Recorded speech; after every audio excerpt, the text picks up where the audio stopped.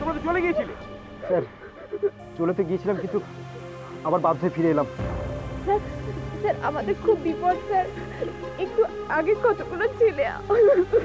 শোনো আমার কথা শোনো, পকেটে যদি পয়সা করি থাকে তাহলে রাত্রেটা হোটেলে কাটিয়ে সকালে বাড়ি ফিরে যাও, ঠিক আছে?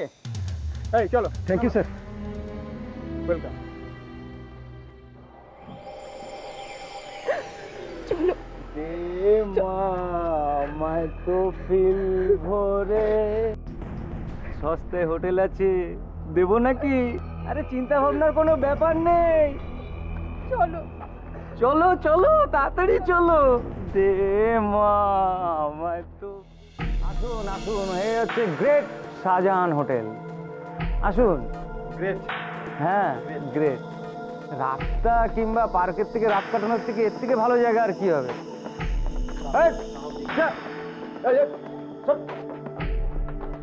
আরে আসুন, ভয় পাবেন না, আমি তো আছি, আসুন না। গ্রেট। হ্যাঁ, রাস্তায় কিংবা পার্কে থাকার থেকে তো এই জায়গা অনেক ভালো। আজও আমরা এখানে থাকবো না, তুমি ওনাকে স্পষ্ট বলে দাও আমরা এখানে থাকবো না। তুমি অন্য কোথাও চলো, ছাড়ো। ম্যাডামের মনে হয় জায়গাটা পছন্দ হয়নি, আপনি একটু বলুন। হ্যাঁ কিন্তু এই যেভাবে সব যাচ্ছে, এখানকার লোকজন আমাদের ভালো লাগছে না। আশেপাশের লোক দেখবেন, আপনার পাশের লোক তো ভালো আছে। সব ব্যাপারে এত আপনি দেখলে হবে? চলুন, ফার্স্ট ক্লাস জায়গা আছে, আমি বলছি তো, আমার উপর বিশ্বাস রাখুন। আচ্ছা আপনি আমাদের জন্য এত কেন করছেন বলুন তো? Commission madam, commission. কমিশন বুঝতে পারছি, কিন্তু আমরা যেটা বলছি সেটা তো ঠিক, যে এখানকার পরিবেশে আমরা কি পারবো? আসুন আসুন আসুন। আচ্ছা আসুন। ঠিক আছে, দেখো চলো ব্যাপার আমার ভালো লাগছে না, আমার একদম ভালো লাগছে না। আমি তো আছি। চলো আর কি করা যাবে।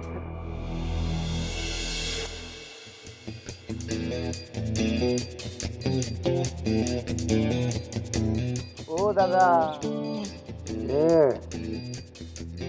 ও ননি, বলো।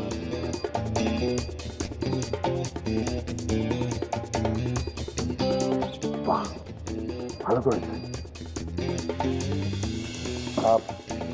2020 না ওয়ান ডে টেস্ট হতে পারে। তাই? বাহ, খুব ভালো। এই যে দাদা, একটু শুনুন না এদিকে। 1 মিনিট, সমস্ত ব্যবস্থা করে আসি। শোনো, তুমি তো সব বলেছো বুঝলাম, কিন্তু বাকি সব বুঝিয়ে বলেছো তো? হ্যাঁ ঠিক আছে।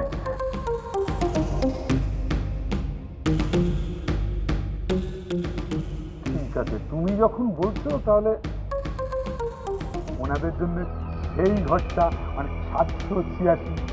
হ্যাঁ, দাও দাও দাও দাও,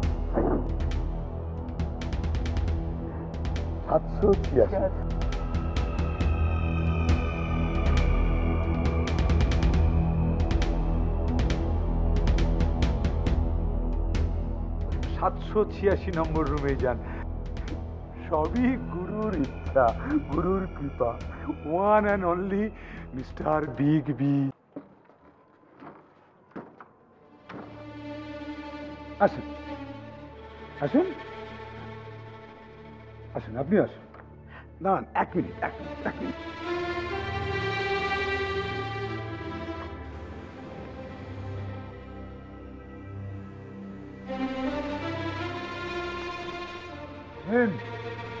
চলে আসুন ভেতরে, আসুন আসুন, আপনি আসুন আসুন। হ্যাঁ,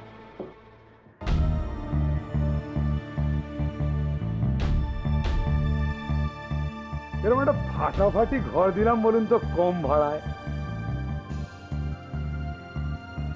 নিন, তাহলে আমি যাই, আপনারা এবার। দাদা, বিছানার চাদরটা যদি একটু... কেন, এই প্রিন্টটা আপনাদের পছন্দ হয়নি? না, আসলে না খুব নোংরা, যদি একটু পাল্টে দেন প্লিজ। কিন্তু এত রাতে তো আমি আর পাল্টাতে পারবো না। কাল সকালে বেডটির সময় আমি বরং এটা চেঞ্জ করে দেবো। হ্যাঁ, ঠিক আছে, আমি আসি। ও ভালো কথা, শুনুন, এত রাতে খাবার চাইলে কিন্তু আমি আপনাদের দিতে পারবো না, কারণ অনেকক্ষণ আগে কিচেন বন্ধ হয়ে গেছে। ঠিক আছে, আমরা খাবো। ও, তাহলে তো খুবই ভালো হলো। ঠিক আছে, হ্যাঁ, আমি তাহলে আসি। আসুন। না, আমি না বড্ড ভক করে আপনাদের সময় নষ্ট করে দিচ্ছি। ওকে, এনজয়, গুড নাইট। এর থেকে রাস্তায় কাটানোও ভালো ছিল।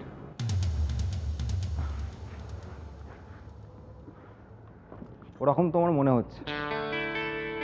আসলে কি বলতো, তোমাকে নিয়ে রাস্তাতে যদি কোনো বিপদ হতো তখন, আর তুমি তো জানো অবস্থাটা কিরকম। তাই বলে এখানে এরকম একটা জায়গায়? ঠিক আছে, আজকে রাতটা থাকি, কালকে দেখছি। কালকে আমরা বাড়ি ফিরে যাব। আর আর এভাবে এভাবে বাড়ির বাইরে পালিয়ে পালিয়ে বেড়াবো না, আমরা কিছুতেই বেড়াবো না। কালকে বাড়ি ফিরে যাব, বাড়ি গিয়ে সবাইকে সবকিছু খুলে বলবো, সবকিছু খুলে বলবো।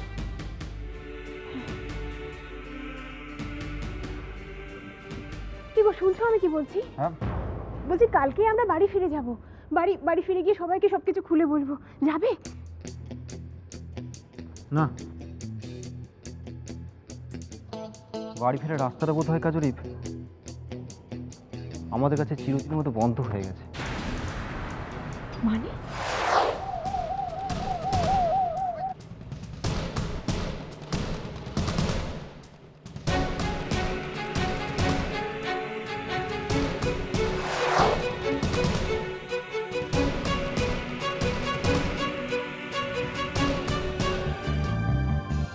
আর সেজন্যই তখন তোমার মুখটা চেপে ধরেছিলাম। অ্যাম্বুলেন্স? তার মানে তো তুমি তখন আমাকে বললে না কেন? তখন বলার মতো পরিস্থিতি ছিল না, আর বললে হয়তো তখন... অ্যাম্বুলেন্সে করে কাকে নিয়ে যাচ্ছিল হসপিটালে ছোট? নীল নয় তো? নীল? আচ্ছা, হঠাৎ তোমার নীলের কথা মনে হলো কেন? আমি জানি নীল আমার জন্য সবকিছু করতে পারে, এমনকি সুইসাইডও। তাই নাকি? এত বোঝো নীলকে? বাহ। তা কেন? আমি একা কেন ফিরে যাব? শোনো কাজল, এখন তুমি আমার স্ত্রী, আর তোমার উপর আমার এখন অধিকার আছে। অধিকার? হ্যাঁ, তোমার ভালো মন্দ বিচার করার, জানার, এমনকি সিদ্ধান্ত নেওয়ার অধিকার আমার আছে। কাজেই আমার কথা তোমার শোনা এখন উচিত। আমি বাড়ি যাব না, ব্যাস। আর সব বিবাহিত পুরুষের মতো তুমিও এরকম শুরু করলে? দেখো কাজরি, আমি অত শত বুঝি না। আমরা বাড়ি যাচ্ছি না কারণ আমাদের বাড়ি যাওয়া সম্ভব নয়, তাই। বেশ, ঠিক আছে, বুঝলাম। আচ্ছা আর্য, আমি তোমার স্ত্রী বলে যেমন তোমার আমার উপর অধিকার আছে, তেমনি তুমি আমার স্বামী হিসেবে আমারও তো তোমার উপর একটা অধিকার থাকা উচিত, তাই নয় কি? কে বললো নেই? আচ্ছা, 100 বার আছে, 1000 বার আছে। কাজরি, দেখো, আমার ওপর তোমার অধিকার আছে। আরে আমার কাজরির আমার উপর অধিকার থাকবে না? হ্যাঁ, তুমি আমায় ছাড়ো, আমার এসব ভালো লাগছে না। দেখো কাজরি, চিন্তা আমারও হচ্ছে। তুমি ভাবছো নীলের কথা, আর আমি ভাবছি ওটা নীল না হয়ে যদি অন্য কেউ হয়। এমন তো হতে পারে যে অ্যাম্বুলেন্সে অন্য কেউ অসুস্থ ছিল, আর তাকে ছোটরা অন্য কেউ? কে? শুভা? জানি না। যেই হোক না কেন আমাদের তো বাড়ি ফিরে যাওয়া উচিত। না, তা হলেও আমরা বাড়ি যাব না। কেন? বাড়ির একজন অসুস্থ, এটা জেনেও আমরা বাড়ি ফিরে যাবো না? তুই বুঝতে চাইছো না কাজরি। আমি বুঝতে চাইছি, আমায় বুঝিয়ে বলো। দেখো কাজরি, আমরা যদি এখন বাড়ি যাই তাহলে একটা খুব বড় বিপদের সম্মুখীন হতে হবে। কিসের বিপদ? কাজরি, তুমি কি ভাবছো যে আজকেই যা কিছু ঘটেছে আমাদের পালিয়ে আসার পর থেকে, হ্যাঁ, তার সবকিছু পিছনে কি রঞ্জাবতী দেবীর হাত আছে? নেই। কে আছেন তাহলে? আমার বাবা।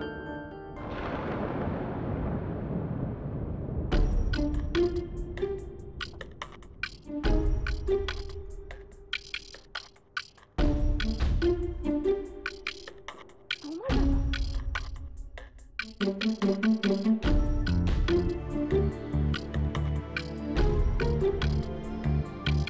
মাথা গরম করিস না, সবসময় মাথা গরম করলে চলে? সব সময়? বাবা, বাড়িতে যা ঘটেছে তারপর আর মাথা ঠান্ডা রাখা যায়? মাথা গরম করে সমস্যার সমাধান হয় না। সমস্যার সমাধান আমি করবো না, কিন্তু আর্যকে আমি ছাড়বো না। ওকে শাস্তি পেতেই হবে। একবার ওকে খুঁজে পাই, তারপর। কি করবি তুই? আমি আমি মানছি আর্য অন্যায় করেছে, কিন্তু আর্য বাড়ি ফিরে এলে ওকে তুই কিচ্ছু বলবি না। যা বলার তোর বাবা বলবে, ওকে শাসন তোর বাবা করবে। তা যদি করতো এমনটা ঘটতো না। তুই কি বলতে চাইছিস? কিছু না।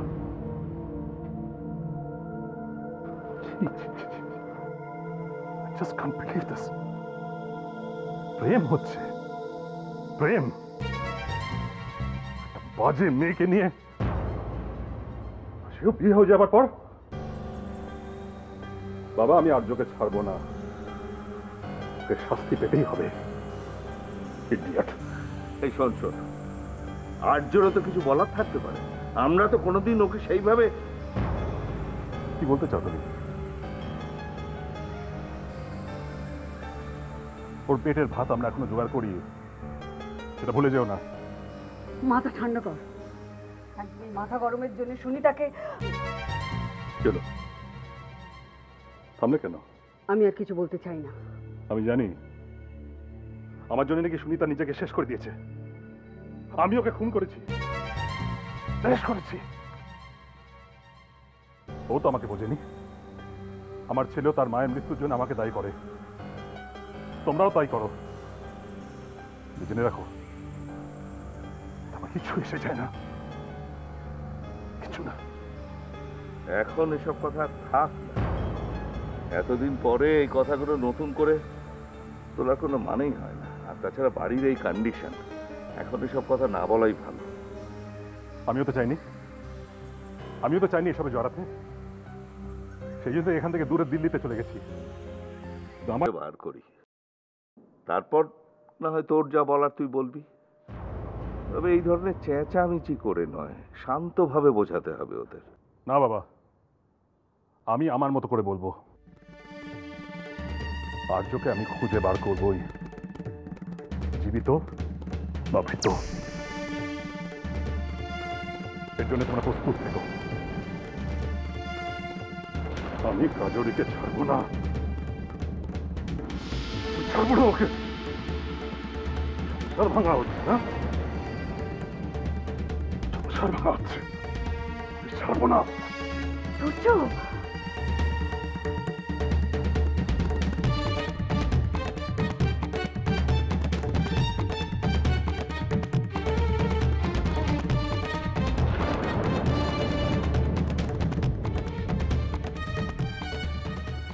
তোমার কোথাও একটা ভুল হচ্ছে আর্য। কোনো দিন কোনো বাবা তার ছেলের সাথে এরকম করতে পারে না। আমার ভুল হচ্ছে না কাজরি, কারণ এই মানুষটাকে আমি খুব ভালো করেছি। আর্য, এই যে এইভাবে পালিয়ে পালিয়ে বেড়ানো, লোকের তারা খাওয়া, এই সবটার জন্য আমার বাবা দায়ী। কেন কেন তুমি তুমি কেন তোমার মনের মধ্যে তোমার বাবার বিরুদ্ধে এতটা ঘৃণা পুষে রেখেছো? কেন? কারণ এই মানুষটার জন্য আমার মা শেষ হয়ে গেছে। হ্যাঁ কাজলি, বাবার জন্য মা সুইসাইড করতে বাধ্য হয়েছে।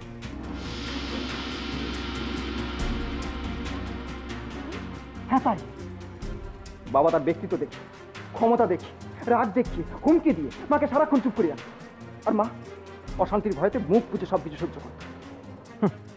গ্রেট চৌধুরী বাড়ির বড় ছেলের এই অন্যায়ের বিরুদ্ধে একটা টু শব্দ কেউ করতো না। তুমি শান্ত হও আর্য, প্লিজ প্লিজ তুমি শান্ত হও। আমার মায়ের এই মাথা নিচু করে বাঁচাটাকে বাবা এনজয় করত। অদ্ভুত এক তৃপ্তি, অদ্ভুত এক তৃপ্তি।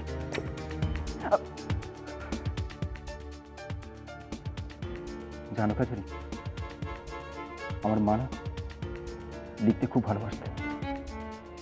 নিজের কথা, নিজের ভাবনার কথা তার লেখনীতে প্রকাশ পেত। লুকিয়ে লুকিয়ে আমাকে শোনাতো, আমি বুঝতাম না, কিন্তু বেশ ভালো লাগতো। তাই? তাহলে উনি উনি লেখা ছেড়ে দিলেন কেন? দুর্যশেখর চৌধুরীর আপত্তিতে।